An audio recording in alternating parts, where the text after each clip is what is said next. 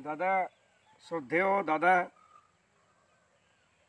বিশিষ্ট সমাজসেবী মাননীয় শ্রীযুক্ত প্রদীপ কুমার মাহাতো, আমার নিজের দাদা উনি হন।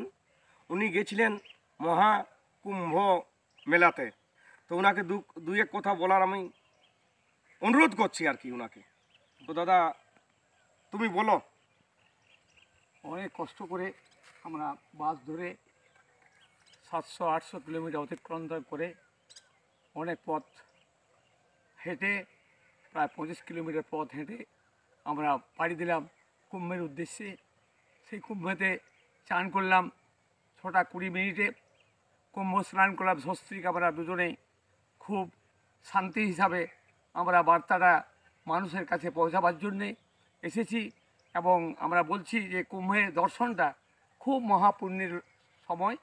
এই সময়টাকে আমরা যথোপযুক্ত সময় দিয়ে আমরা মানুষের কাছে এই বার্তাটা পৌঁছাবো, যাতে আরও মহাকুম্ভে অংশগ্রহণ করতে পারে আগামী দিনের প্রজন্ম। সেই লক্ষ্য রেখে আমরা মানুষকে বলবো যে কুম্ভ এমন একটা জিনিস যে একটা সঙ্গম, সেই সঙ্গমের স্থল হচ্ছে মিলনের ক্ষেত্র। এই মিলনের ক্ষেত্রে আমরা একে অপরকে দোষারোপ না করে একে অপরকে বার্তা এমন একটা দেব যাতে ভবিষ্যতে মানুষ সঠিক পথে দিশা দিয়ে মানুষ বাঁচতে পারে এবং আগামী দিনের যে প্রজন্ম আসছে সেই বার্তাটা এনে আমরা পাপমুক্ত একটা সমাজ গড়তে পারবো। এই প্রচেষ্টা রেখে এই উদ্দেশ্য নিয়ে যে কুম্ভে আমি যাত্রা করেছিলাম, সেই কুম্ভের পরিসমাপ্তি ঘটলো 26 তারিখে।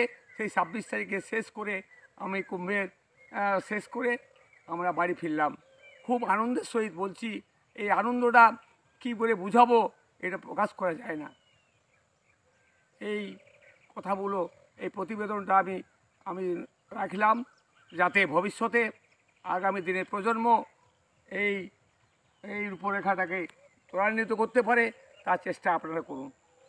যাই হোক দাদা, দাদার মূল্যবান বক্তব্য আমরা শুনলাম এবং দেখলাম। তো দাদাকে আমি ষষ্ঠাঙ্গে আমি প্রণাম করতে চাই যে এত বড় একটা জিনিস দাদাই করে এলেন, মানে এলো আর কি। ওম শান্তি, ওম শান্তি, ওম শান্তি, ওম শান্তি, ওম শান্তি, ওম শান্তি। Hare Hare bomb bomb, Hare Hare bomb bomb, Hare Hare bomb bomb.